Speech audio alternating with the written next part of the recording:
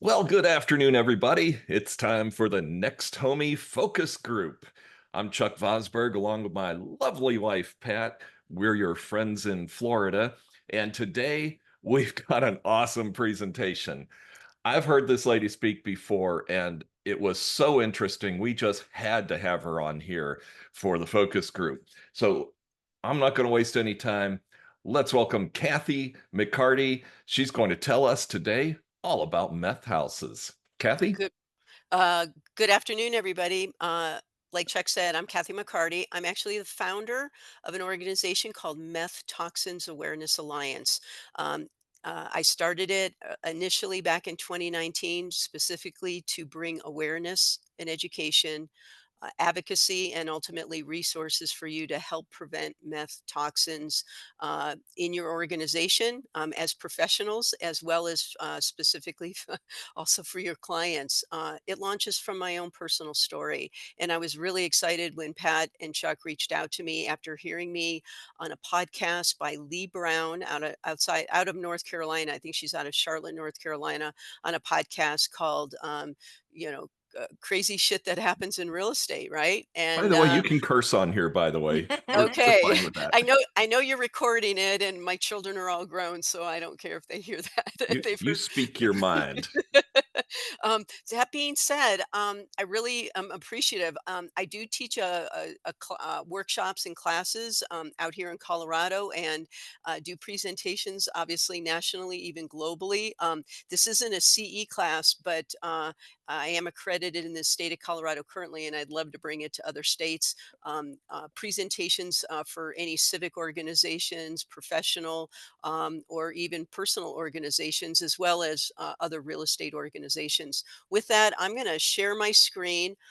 If you have questions, Chuck and Pat promised to be my wingman in all this by either putting it in the chat, which I don't mind if we answer questions along the way. I think we're kind of an intimate group as far as the number of people that are on the call today, but I know a lot more will hear this through the recording. So, with that, I'm going to share my screen. I'm going to attempt to share my screen. And then, Chuck, you let me know that it is in full present mode if you I'll, can. I'll let you know as soon as it's up. So it's not showing yet? No, not yet. Okay, then let me try that again. All right. Technology is not my superpower. That is fine. You'll get it. You were able to get it up earlier. And I we can know. always edit it out. All right, I'm going to try this again. Okay, there's the share. All right. And Now you we're can in see it now? now we're in Yes. business. All right, we're cooking with gas. Yes. All right, great.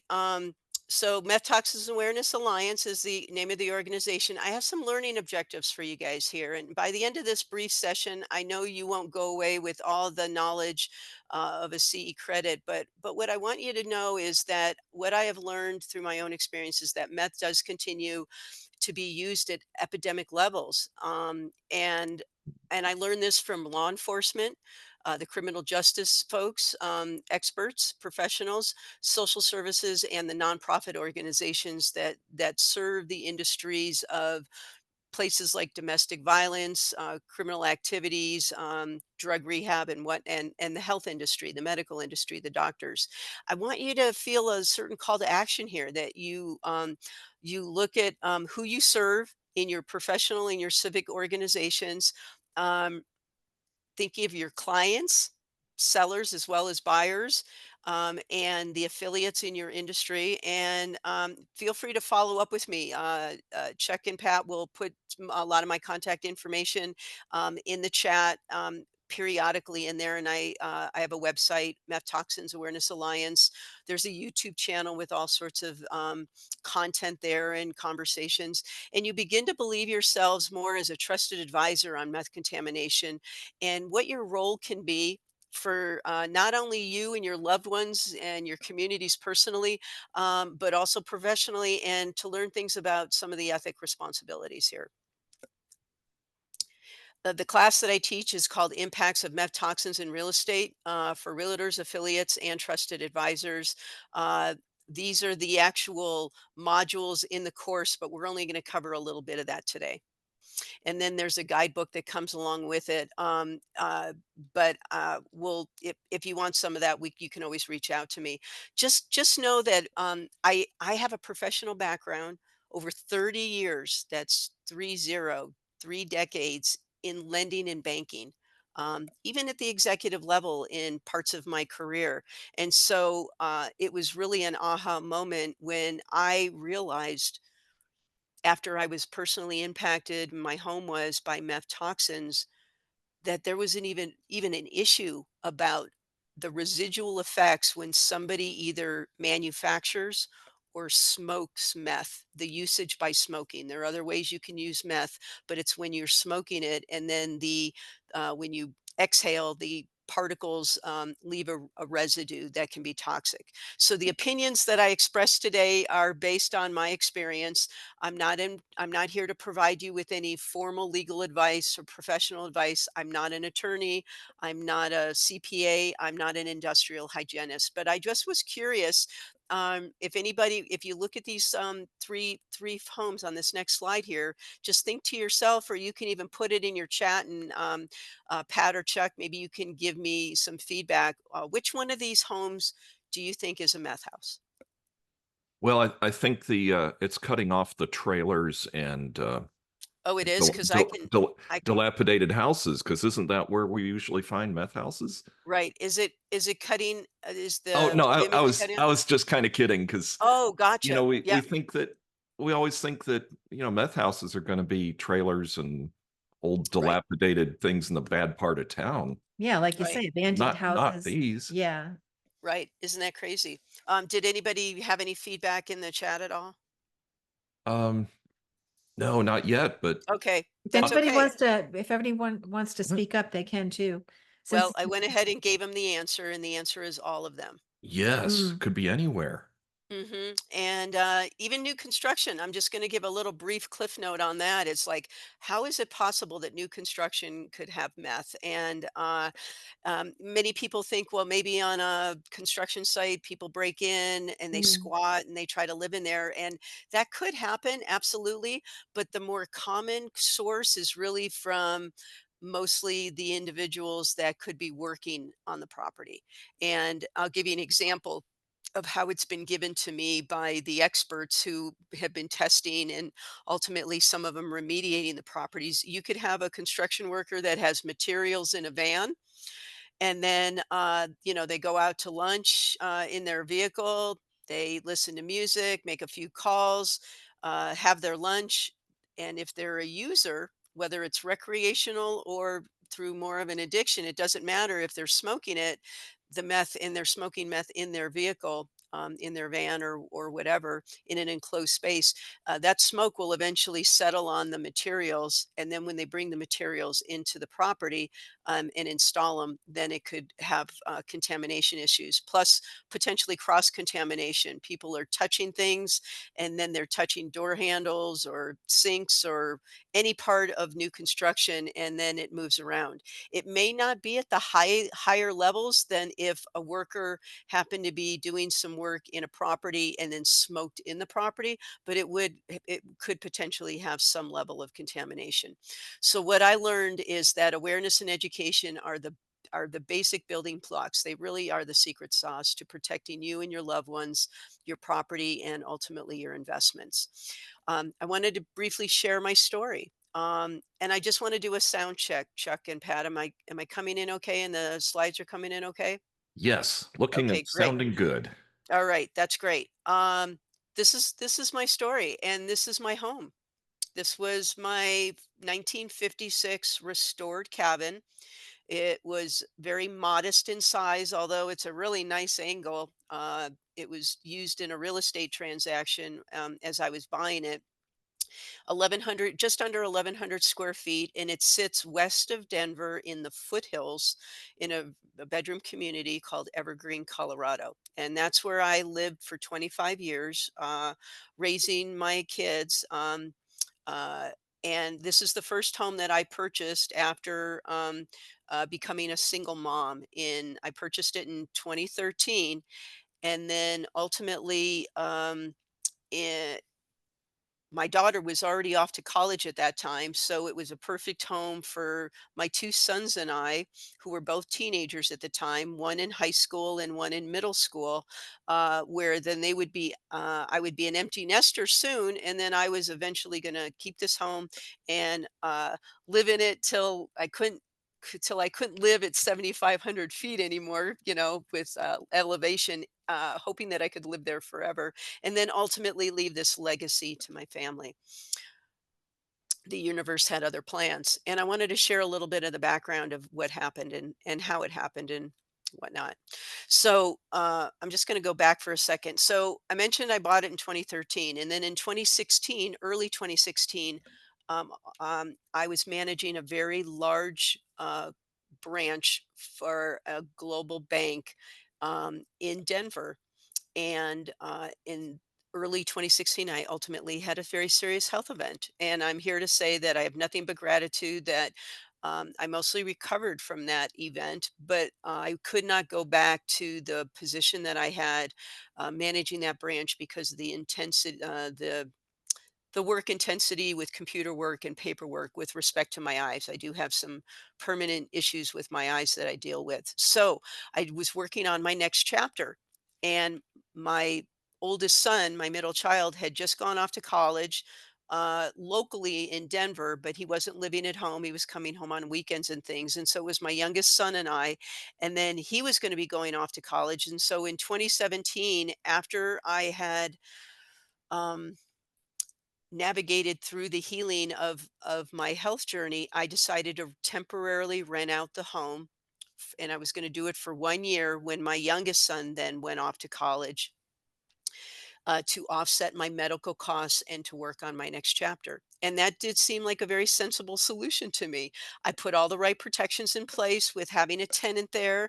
I worked with a management company after vetting them as to what their processes and protocols are for renting to a tenant. I had an extensive, as you may remember, a 3-decade career in lending. So I knew about vetting tenants' abilities for capacity to pay the rent and credit and just capacity overall and whatnot. And I had also in the past been a landlord um, uh, with my kid's dad, and so had been through that process before. It was not new to me. And I hired a management company, and they put a tenant in place. And in within 90 days of that tenancy, I learned when they gave me a call, which I happened to be in the area at the time, that there was a maintenance issue at the home. I was told it was a minor issue with water, and they had the plumber working on it. And I thought, great, that's why you hire a management company. I hadn't been out of town like I was just a few weeks beforehand, and they were taking care of it. And then the next morning, I got a text that there was some digging going on, and I didn't know what they meant by digging. I tried to call, I didn't get an answer, so I went up to the property, and when I got there, this is what I saw. I saw on the left, you see a gentleman, that's the excavator. That's the contract guy that runs that digger. And that hole that you see, I took some pictures, is actually about several foot long. I'm sorry, 10 foot long, several foot wide, and several feet deep. That is not a minor water issue. Now, my management agreement did say that they were not supposed to move forward on any repairs above $300 without discussing it with me first unless they had my approval and or it was a safety issue and they could not get a hold of me. Well, there was no safety issue and there was no discussion that they had ordered an excavator that I was responsible to write that ticket for or write the check for that invoice. And I assure you was much more than $300 just for that excavator to show up at the bottom of my driveway. Anyways, it turned out that the repair that was needed was a break in the main water line, not just a maintenance issue. And I was left out of the decision-making process of where they should start to dig. Now, on the right side there of that left photo, you can see a post, and just below that post is a meter. That was the water meter. And if I would have they were looking for a leak, and unfortunately, the leak wasn't where they dug. that was just a bunch of water pooling, and anyway, that was another issue that we don't have enough time for. But what I learned is that they weren't following the protocols that we discussed, and I did believe that they went outside their ability to move forward without letting me know this. I'm also here to tell you that the things that happen in this situation, I felt they did violate their fiduciary responsibility with me on many levels. Um, but I'm not here to say anything negative about the property management industry in general. There are many great organizations that do a phenomenal job of protecting our properties, but I learned a lot along the way that that I want to share, that I do in these classes and workshops. So I went behind the home, and on the left-hand side, this is what you see. This is what I found behind the home. That little shed, that little gray shed, is something that I had. There was a hot tub in the backyard there, so I had some chemicals and things that I used to keep the hot tub clean because I didn't have a garage at the property. And but then there was also these two cylinders that you might be able to see. There was a cooler. On top of the cooler, there's some lighter fluid, if you notice, a couple propane tanks, a bucket. There's a device on top of the shed and a ladder.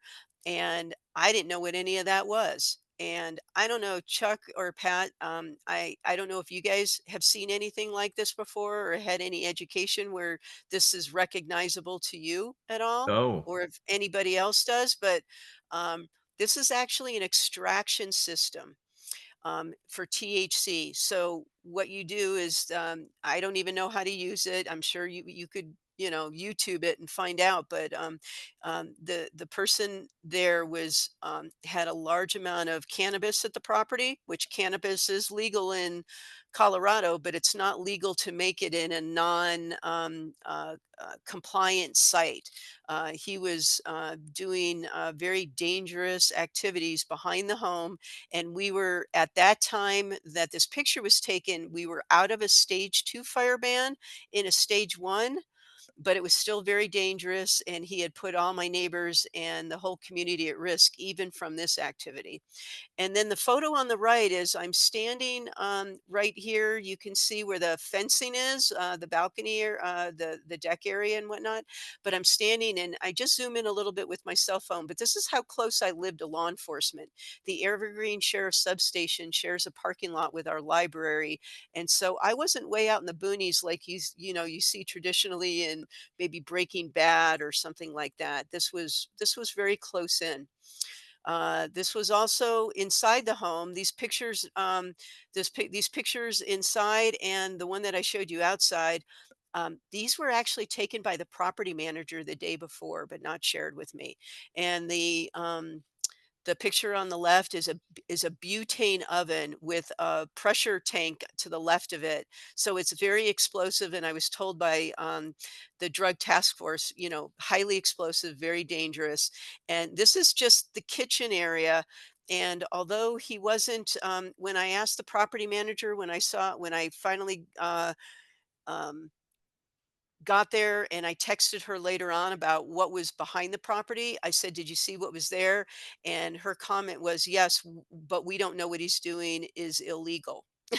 That was her comment, yet she was the one that took all these pictures inside, these two pictures inside as well. And then if you see the baggies that are stacked in front of the sink, I don't know, but I'm a baby boomer, so it was just very suspect that somebody would um, put just regular baggies that way unless they were doing something that, I was immediately triggered. There was drug activity going on of some sort.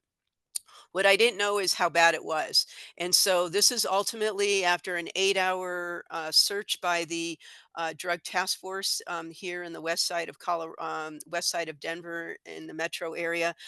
This is where he had, oops, I'm so sorry. This is where he had some of the paraphernalia, the hardware on the left stashed in a cabinet. It's not like a big science project where you think of all these big bubbly glass tubes and things like that, but there were some. And the right photo is actually the Drug Task Force, a photo from them where they lined out some of the things that they found from the manufacturing of the meth that he was making in the property. They basically found that it was also not only cannabis, high potency THC products, but that he was making meth. They gathered over 800 grams of meth, 802 to be exact, a small arsenal of guns, and a lot of hardware. And what I learned is that your home should be an antidote for stress and certainly not the cause of it. But why am I sharing this here with you today? I just felt it was really important for you to learn how I found out about it and to address some of those things and ultimately learn about it. I go through a lot of modules about the warning signs and things like that. I'm gonna slow down my roll on this particular topic, but what I wanted to do is share with you a couple of other slides, including what are some of the signs of manufacturing. These are some of the basic household ingredients that come along that are stored and used for meth toxins. I think was it a national thing when Sudafeds and things like that were put behind the counter at pharmacies? Um, do you I, guys remember? I know we do here in Florida. Yeah, yeah. I mean, and it's because of the meth manufacturing that was going on. But what I learned is that there's really not a whole lot of education on what goes into it and what happens whether it's smoked or not. So that was an aha for me, and I wanted people to just kind of see that just because you see all of these in maybe a listing that you're going to, or even a client's home or whatnot that you might be considering listing, or you're out there showing properties and you run into it. This does not, I'm not here to say that anybody and everybody's making meth, but I'm just here to give you some of those general guidelines as to what I've heard that there may be orders where you might see or chemical marks, burn marks on the wall. It may have an odor like like urine, cat urine or whatnot, but my home did not smell like cat urine. It smelled very chemically, but it did not smell like cat urine. And by the time we got possession of the property, he had done a lot of other damage to it also. He was arrested initially on 14 felony counts and looking at 32 years for what he was doing in the property. So, what I did learn in this process is that the toxins that are left by meth are very dangerous. Um, uh, and especially to people that are at risk like myself. We might have uh, I'm sorry, I'm one slide short.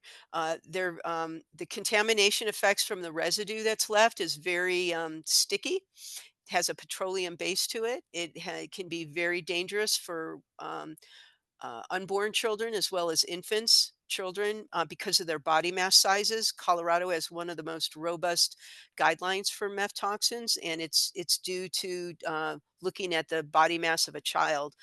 Because Chuck, you and Pat and I could be in the same room, and we could be exposed to the same amount, and the three of us could all have very different effects of what meth toxins can do to us.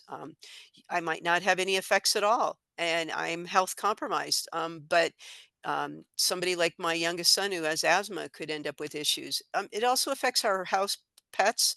You know, they're part of our family and our plants. A lot of people grow herbs and other things, and all that just sort of gathers into that chain. Um, so we talked about the effects and what are you looking for?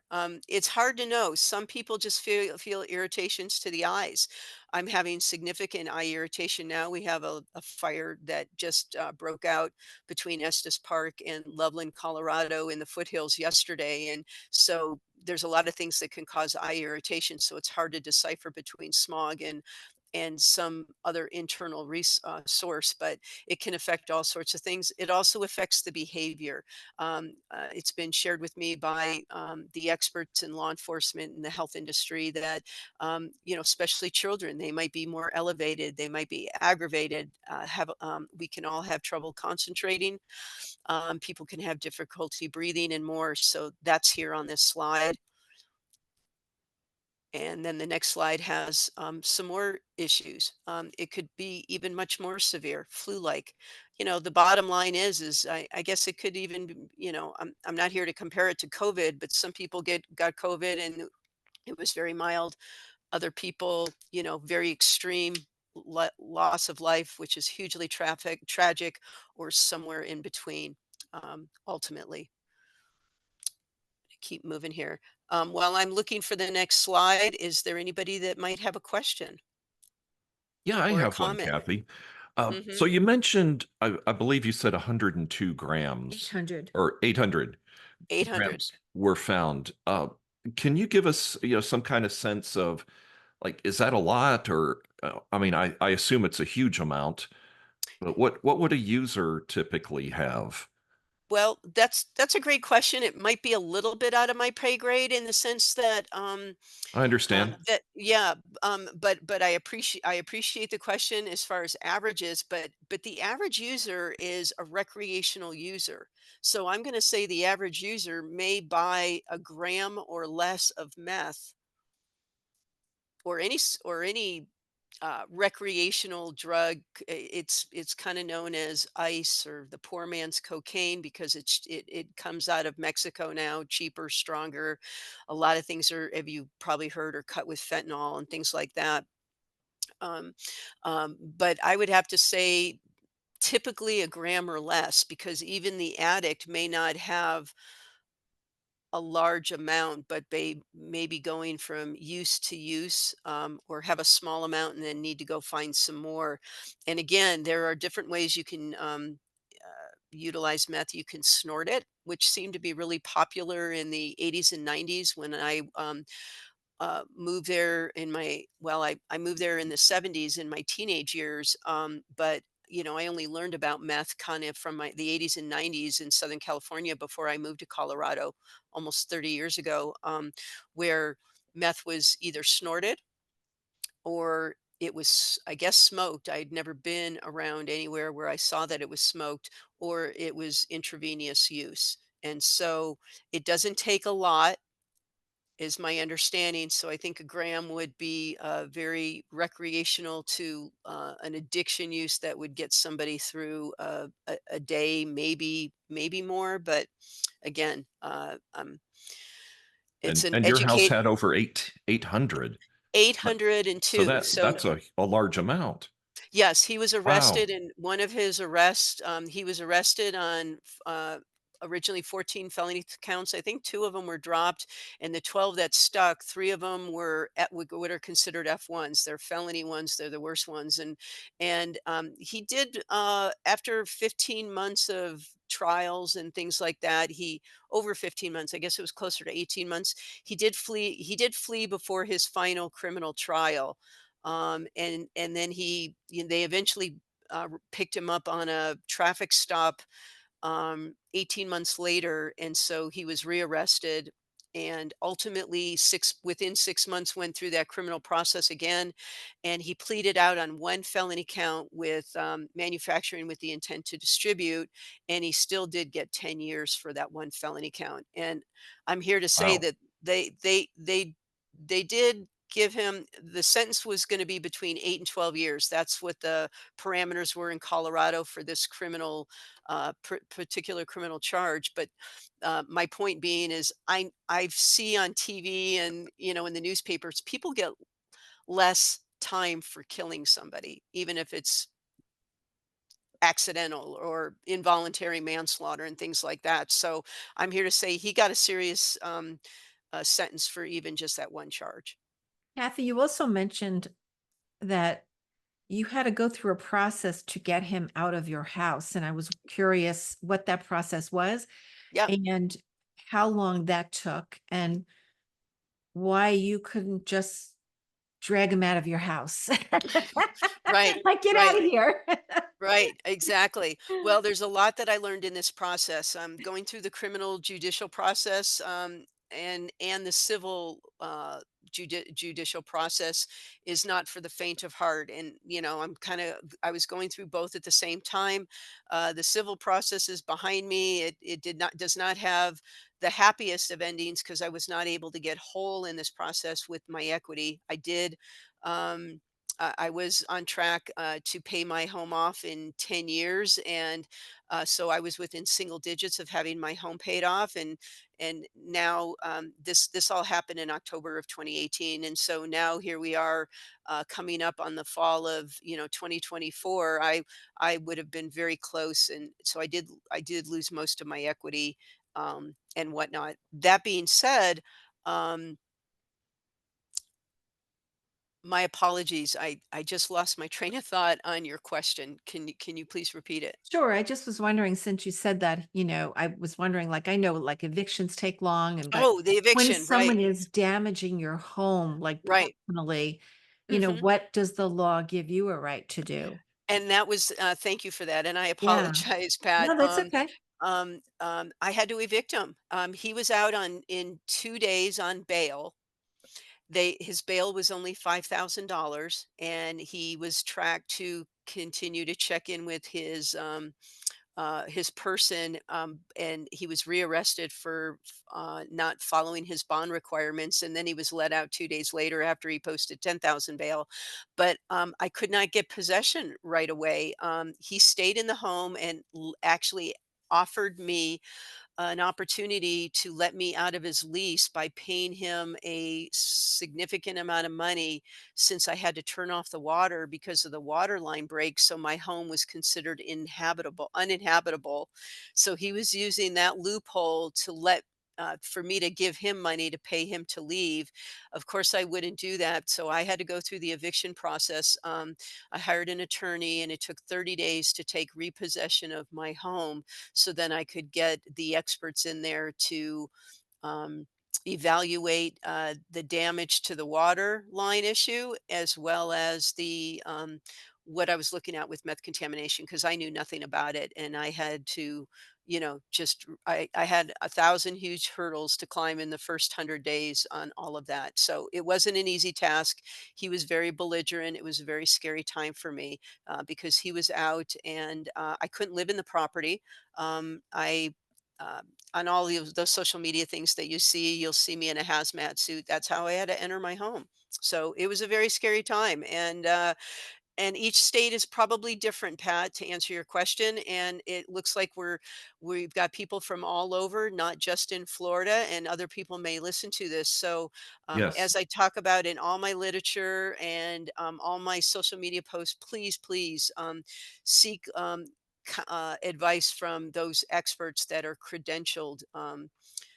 To talk about this. But the one other point that I wanted to bring up before we run out of time here, since we do have people from all over, and I know Pat and Chuck, you help people not only move around the Tampa Bay area, you help people move around other parts of Florida, as well as you help people move in and out of your state and other states. And I wanted to give you Yes. a kind of an idea of what the meth toxin uh, footprint looks like for guidelines and regulations in all of our 50 states. And I'm here to tell you that out of all of our states, only about half of them have any regulation at all. And the half that do, there's only 6 of them that I could find in the very tough language in the regs and the laws, because I'm not a trained attorney, that even have some level of requirements of disclosure, even after it's been remediated to that state level. Isn't that crazy? That is crazy. Right? But, We I have mean, there's somebody so much of this I never thought of and never had any idea. right, I'm loving this. So I see the right. state of Florida has some State Flo requirements. the state of Florida has some requirements, and when I drill down to it, and there's a map on my website, where there's a hyperlink to a map, and then you can drill down to your state and, even your city, county regulations, but Florida's the loosey-goosey state that I found is that some counties may not have any regulations or laws at all, or they're unclear, and some may. So, using that hyperlink, that is hopefully updated, or just going directly to your state health department website and drilling down from there to your own county, your own city, your own jurisdiction to understand what your requirements are there is what I recommend. And so, what I learned, and I'll give you an example here in Colorado with my own home, is that I ended up selling my home fully disclosed, fully contaminated, because I had 7 remediation companies up there, and although they all were willing to try, none of them thought that they would necessarily be able to be successful, because my home was made of log. There were no there were no there were no walls that were drywall. There was one interior wall, and then I had drywall in the master bedroom. That's the way I bought it. It had one wall that had some stucco kind of drywall over the log for accent or whatnot. But this was a log home, so there was you can't take it down to the studs. It's all wood, and so I was very scared to try to remediate it and then not be successful, because here's the other thing, and I know, Pat, you and Chuck and I talked about this in extensively. I was shocked, horrified, blown away that insurance doesn't normally cover meth toxins, that it is an exclusion. And this isn't just one major carrier or several major carriers. This is industry wide under contaminants. Um, my um, my my claim was denied because it's an exclusion in all of our policies that I still understand is still valid today under contaminants. And I wholeheartedly um disclaim that you should check with your own provider, with your own carriers, with your own agents, and get clarification. I also went and leaned on my tenant's policy, because one of the requirements of him being a tenant there was for him to have a $300,000 policy on my property. I learned that it was never verified that he got that $300,000 policy, because it was actually 100,000. So that was never verified by the property manager on her own lease agreement, that that was verified. So that was another aha moment for me, is to have part of the uh, verifying that those documents are collected, and even part of the decision making. Um, but I leaned on that policy, and because of his criminal actions, it was willful and wanton conduct. The policy was void. Yep. There you go. I knew you were gonna say that. Bam, right? Policy's void if it's criminal action. So if we have people in our homes that commit crimes, where does that leave us? If we here in Colorado, if I'm here in my friend's home, and let's say I'm staying here for several months, and you're allowed to grow pot, you're allowed to grow cannabis, a certain, I think I'm allowed to have 6 plants, and I decide to have 20, and my lighting or my water source causes a flood or causes a fire and causes damage. Am I committing a crime now? Is it illegal? Is it a misdemeanor? Is it a felony? Where is the line drawn, and where will our insurances decline us for breaking the law? I don't know. I don't ever I struggle getting that answer, but I wanted you to know that this exists, and where you can find those answers. So Sylvia, who just joined us, is from Georgia, and I Mhm. see Georgia has no unclear requirements, regulations, or laws, correct? I'm If it's I'm blank, that means that there's nothing, correct? um If it like Texas doesn't have any, it's there's no right, circle. And the right. same with Georgia. Exactly. Yeah. And so I've really tried to be as comprehensive as I can. And then there's a difference, there's a variation. Colorado, we have a standard of point 0.5. Just remember that number. I won't get into the science math of micrograms or whatever, but it's a standard of point 0.5.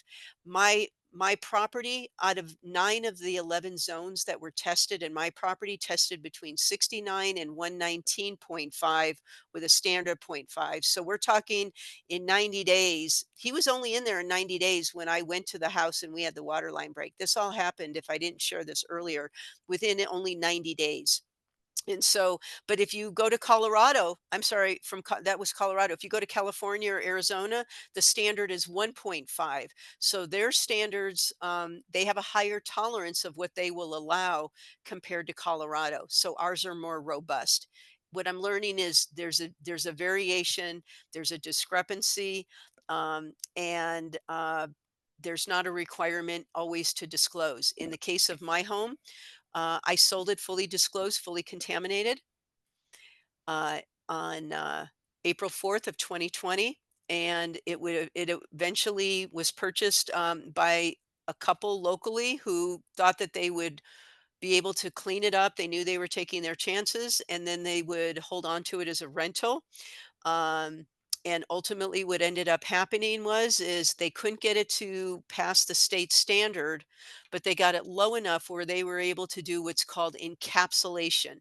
That is an approved standard here in Colorado, where they were able to seal the meth in with a product, or there may be multiple products out there that allow for this through remediation companies, but they were able to seal the meth in and then sell it 5.5 months after they bought it from me, undisclosed, and they sold it for almost $300,000 more than double what they paid for it, getting all the equity.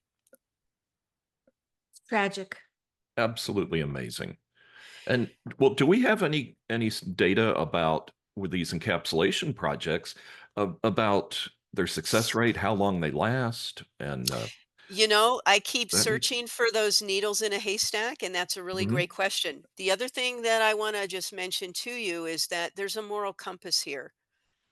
What I have learned by talking to literally hundreds of professionals and other people that have been impacted by meth, unfortunately, is that even if you don't have to disclose, it's not uncommon that somebody buys a property. Maybe they're a flipper, an investor, whatever. And, then all of a sudden, a young family, a family moves in, or a couple, or a single person, it doesn't matter who. And then a neighbor shows up and brings a bundt cake, right? And knocks on the door and says, "Welcome to the neighborhood. We're so glad you bought this place. There was so much going on beforehand. And lots of traffic, lots of drug busts, whatever, that traditional situation. And then there becomes an issue anyway, because what I have learned through there's a couple key points I just want to bring up before we run out of time, is that I have learned that meth toxin impacts in properties are not in just low income, high crime, inner city neighborhoods. They're everywhere USA. They're rural, they're urban, they're in bedroom community, they're in Evergreen, Colorado, where I did my research afterwards and found out there were tons of other properties that had tested for meth that came up, especially after my impact. And I became so vocal, more people started to test when they bought. And it just really is everywhere. It is a global epidemic. I've been seeing newspaper clippings from everywhere all over the world. I encourage people to use their Google to find out, some of their favorite vacation spots, maybe having a surge of meth issues. I don't want to pinpoint or target any specific area, but one of the hottest spots in the whole world with the biggest problems is Australia, New Zealand. So that's where, Mhm. some prevention has come out of, with a with some help. So that being said, it is tragic. And your question about encapsulation, there's not enough science and there's not enough research to be able to back up, to be able to answer the question. I've been following and have talked to personally now a professor out of Australia, uh, Dr. Jackie Wright, Wright, and she's got a lot of publications out there that address this. And she talks about it that but there's not enough data to support these guidelines. I'll give you an example just because of the testing. So there's a wall behind me. I'm looking behind you, and you might have full walls beside you. But the testing process, at least here in Colorado, I can't speak for every state. It's a 4 centimeter square. It's not the whole wall. So it's a sample, and they take a sample of each wall, and then they put it in one sampling together, and they send it off to a lab, and then they get a number. So it's sort of like an average for that room. So if you have one wall that's 0 and one wall that's 1, or two walls at 0 and two walls that are 1, that's 2 divided by 4, that's zero point 0.5, right? There is some level of contamination, whether it meets exceeds a standard that it needs to be reported or not, it's hard to say. So what I've learned from the experts, and I've even spoken to some folks out in the Atlanta area, because I've heard there's huge issues out there as well, um, that it's not a perfect science, and even if you get a clearance that the property is now cleared by the health department and it's safe, it doesn't mean that it's eradicated of all meth. I've been told by the experts, and I encourage people to talk to remediation companies and their health department to ask those very specific questions, the tough questions. Does that mean the meth is fully gone? It's in our ventilation systems. It's, our HVAC systems and things like that too. Well, our friend Sylvia Myers, who's on here today, she manages properties, and she mentioned that they inspect the properties every 90 days. But the latest meth house, the guy broke in and within a 30-day period destroyed the home, actually cooked meth with a baby in the house, stole electric from the neighbor and water from the neighbor, and it was just a giant mess, and it happened so fast. Even though they're being very diligent, it still happened. That is so tragic. I realized I still had the screen on and it wasn't me showing, so I apologize. I'm just now popping in, because there's so many slides that I could show you, but it's impossible. And Sylvia, Yes. it breaks my heart. And I did, I think I'm not sure if you heard my whole story, or you came on a little late. I'm not sure, but I came on late, but I actually cheated and watched you the other day also because I was so excited. So, oh, I'm glad you I did. Which one did you watch? Did you um, watch Lee it was a Brown? recent one that you did, and I just went looking for you and found your talk, and I learned a lot about it. I was so excited, but I was glad I did now because I had no idea I was going to be late to this. I was running. That's okay. We're glad you're here, and it's recorded, so you can Yeah, go back and listen. And thank you. I also am, again, not here to, Yeah. like you said, you guys go in every 90 days. Wasn't enough. And They actually broke in the window, moved their whole family in through the window, and ran a electrical cord to one neighbor's house and a hose from the other, and then kind of like disguised it a bit. And they were cooking meth when one of my assistants went and found it. She said, "I'm just going to sit here in the street, and when they leave, I'm going to break in the same window they broke in and lock everything." Which is not legal really, but it's squatters, but yeah, she Sylvia, did so I have a she did, but question. it was a train wreck in there. Meth, they'd been cooking meth, they had bricks, and it was just, Uh, yeah. were they caught? They were. Okay. And Yeah, they were. um, I'm just curious. I mean, I could sit probably all morning on the phone with you and talk about stuff like this, because I'm so passionate about I've it seen everything. from a protection standpoint. But I'm certainly not here to discredit the property management industry. You guys, like you said, I just heard you come in every 90 days. Yeah, That's one of the protections that we recommend. yeah. There's a lot of great property managers out there. Mine never even pulled a credit report. I mean, I was Oh, wow. told all this kind of stuff. You could hear it in the It's like early part, but I they broke never in. they It's yeah, but here's my question, yeah, relating to insurance, because I know sure. insurance doesn't No, normally cover meth. Insurance didn't didn't cover cover it for me, anything. We had to gut but it. why didn't it cover it under vandalism? It didn't cover any of it. The owner just said, "Well, sorry, but F it." And he just paid for all of it. He's from Atlanta, by the way. The properties are here in the Warner Robins area, but it was a 3 bedroom, 2 bath, really nice townhome property next door to it. We moved them also. What do you do? Hey, Yes. you had a meth house next door. You want to stay? Are you staying? Right, and so, So, is this a house, or was it a a duplex. attached? It was a duplex, so Yeah. that's the thing about cross-contamination. Did you have to test for the other They property, and The owner sent everybody in for the testing, but it was our team that actually did the work, and my husband and his team in hazmats with an inspector from EPA that came in and did some testing, but we ripped everything out. It just, yeah.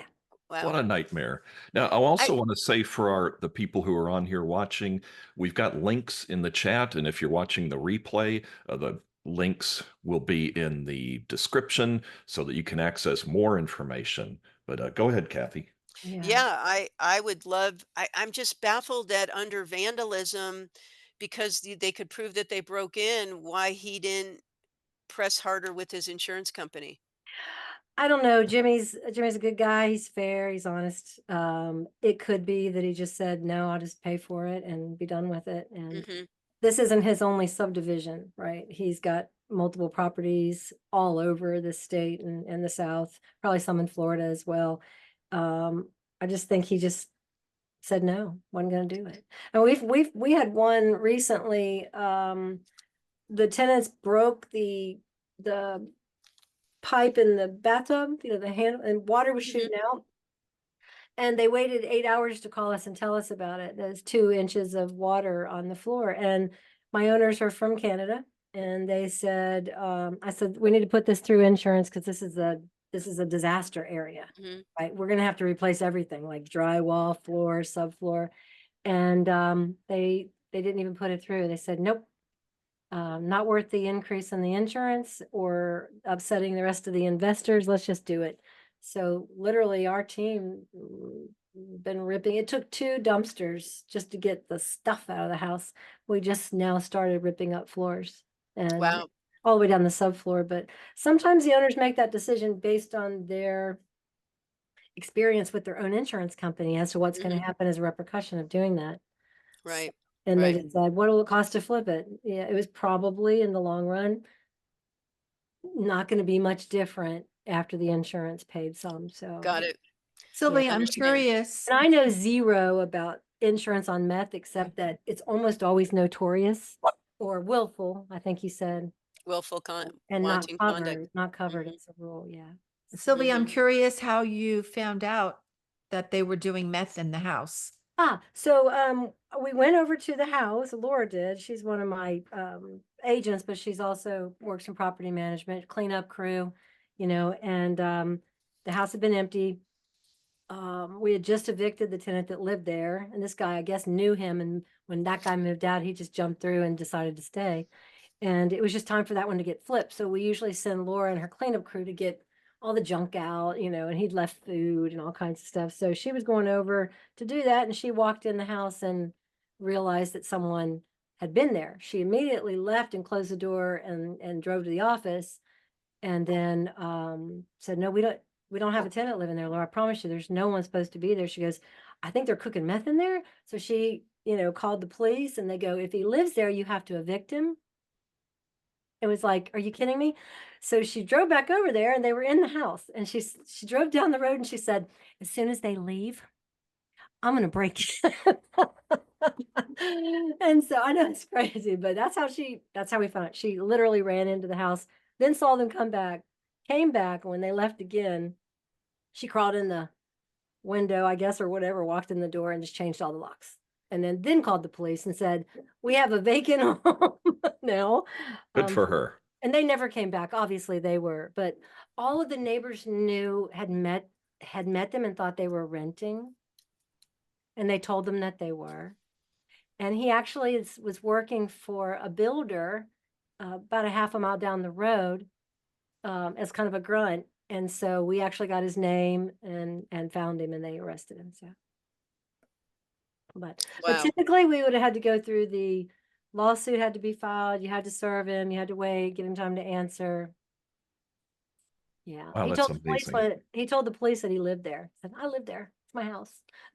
It's like, not anymore. I just Yeah. felt sorry for the baby. All the baby bottles, the baby clothes, all the baby stuff. That just absolutely ticked me off beyond belief. That is heartbreaking. Well, this It's was certainly very informative. This was eye-opening. great. I Thank love you, it. Kathy. Kathy, thank you so much for sharing all your knowledge with us. So unfortunate how you gained this knowledge, but I'm really glad that you're sharing it with everybody because this is something that we all need to know as agents and brokers and something that we definitely want to share. So if you're watching the replay on this, please share it with your agents and colleagues, because this information really needs to get out more. And and of course, I put the links in the chat if you're here right now live, and if you're watching the replay, I'll put it in the description so that you can learn more about Kathi and the work that she does, and more about meth houses.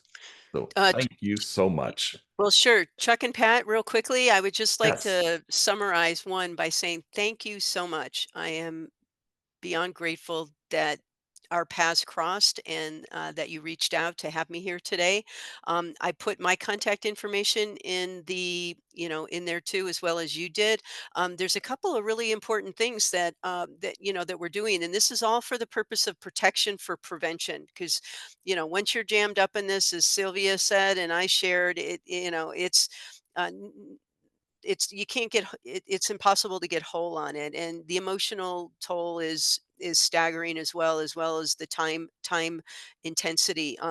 But I just launched a digital free magazine, and so the link to that is there in my salutation area, as well as I think I sent you guys one earlier to put in there. So Yes. use it for information purposes. It's free, it's digital, so we're not killing any trees in the process. And I welcome the opportunity to participate in either a Zoom or even an in-person conference for organizations. I've held workshops in state conferences here in Colorado for various organizations, not just real estate, but this affects the health and the wealth of individuals and families and their loved ones.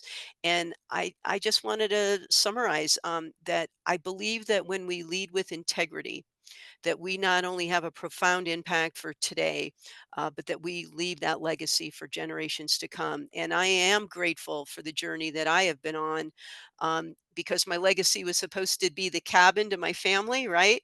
To the grandchildren who now I have. Uh, and it's leaving a different legacy now that is very positively impactful. So I hope people will take this information, reach out and share it with their communities, civic, professional, get me on a Zoom or get me in person or whatever. And let's just